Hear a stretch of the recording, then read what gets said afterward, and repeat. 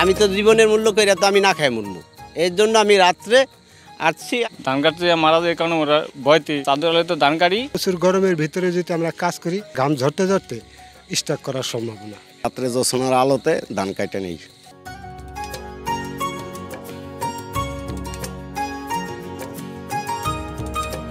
এই তাপমাত্রা যে বর্তমান যে তাপমাত্রা অন্য অন্য জায়গায় অন্য অন্য জেলায় গরমে স্ট্রোক করে মারা যায়, তার জন্য আমার ফ্যামিলিগত ইচ্ছুক না যে দিনে কাজ করার জন্য।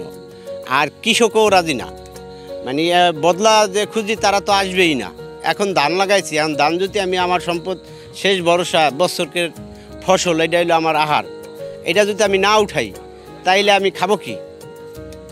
আর এর জন্য আমি রাত্রে ছেলে সন্তানরা ইখে আমি রাত্রে কাজ করতে এসেছি।